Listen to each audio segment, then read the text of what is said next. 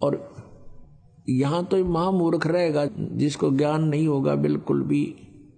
और जानबूझ साची तजय करे झूठ ते ने, ताकि संगत है प्रभु सौपन में भी ना दे।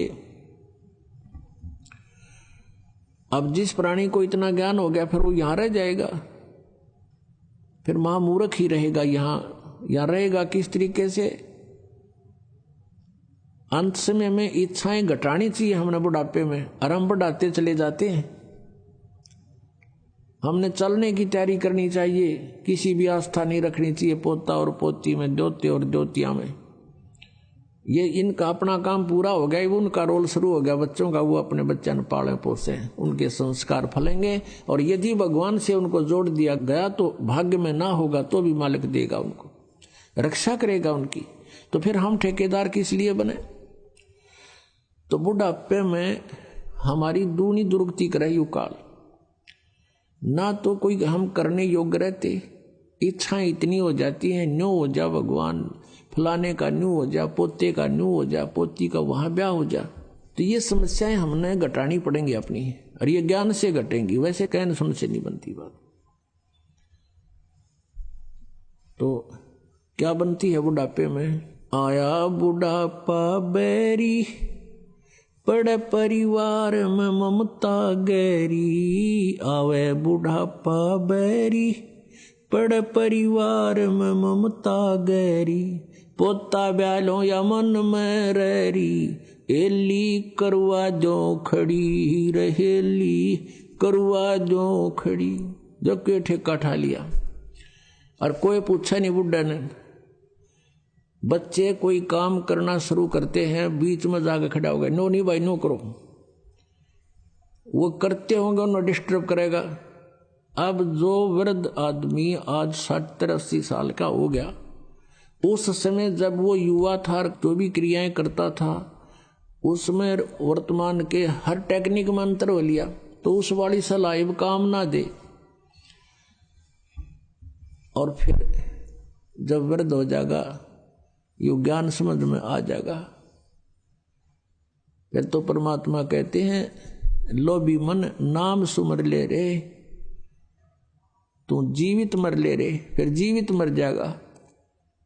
जितनी जैसी आपकी सोच समझ है, बच्चों को एक बार प्रार्थना करें और वो कहें कि नहीं पिताजी ऐसा करेंगे, अच्छा बेटा ले देख लो, ऐसा कर लो, फिर अपनी माला लेकर मुंह फेर ले, बातें नहीं करे दोबारा। क्योंकि वो बालक नहीं है और परमात्मा उनके साथ है। जहां जो भगवान साथ देगा माँ बाप नहीं दे सकते। माँ बाप अपने बच्चों को खाना खिला के, अच्छी तरह नवा धोआ के, कपड़े सुथरे बढ़िया पहना के स्कूल भेज देते हैं, और रास्ते में दुर्घटना हो जाती है तो वहां माँ बाप का रोल नहीं है, वहां किसका रोल है? भगवान का। जब वहां रोल भगवान का है इसी टिपिकल स्टेज पे, तो वहां क्या भगवान आंख मीच के बैठेगा आपके बच्चों के साथ? तो पुण्यात्माओं, आत्मज्ञान बिना नर भटके, तो बिना ज्ञान के हम भटक रहे हैं। जब ज्ञान होगा हम बहुत हल्के हो जाएगा बोझ। जैसे सीता जी का ब्याह कर दिया था राजा जनक ने, और विवाह होते ही कुछ दिन के बाद वनवास हो गया।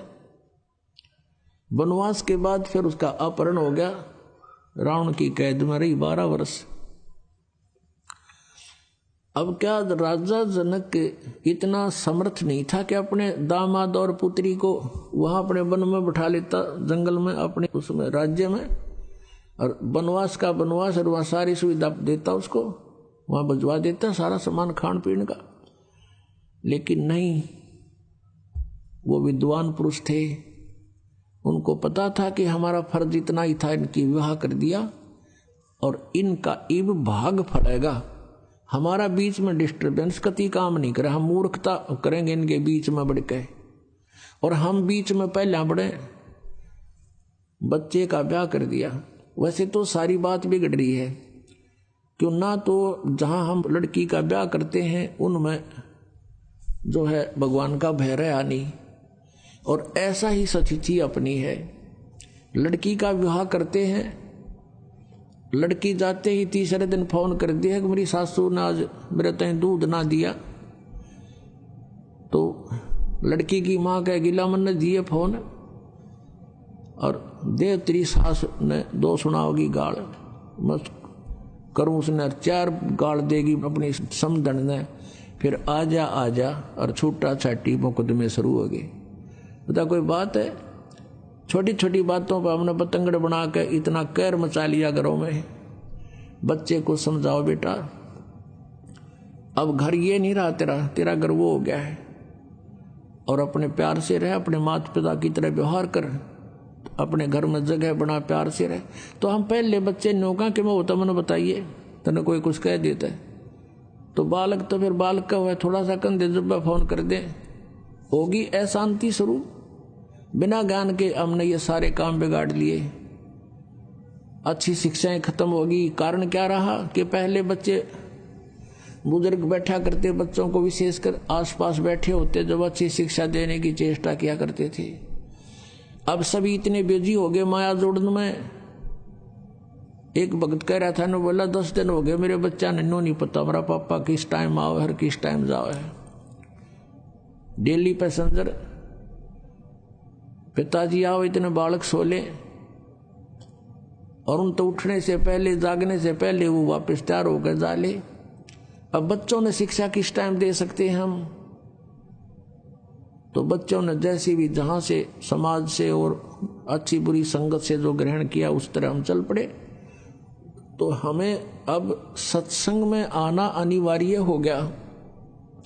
घर पे भी सत्संग लावे, बच्चा न बिठावे, और बच्चे का जो बचपन में घर कर जाएगी वस्तु आजीवन साथ रहती है, उसको भूल नहीं पड़ती। अच्छी या बुरी कोई सी वस्तु ग्रहण कर ले बालक, आजीवन उस पर आरूढ़ हो जाते हैं। तो हमने बचपन से ही शिक्षाएं गलत दे दी, और जिस कारण से हमने समस्याएं घनी बढ़ा ली, तो सत्संग से घटेंगी। तो कहने का भाव ये है कि हम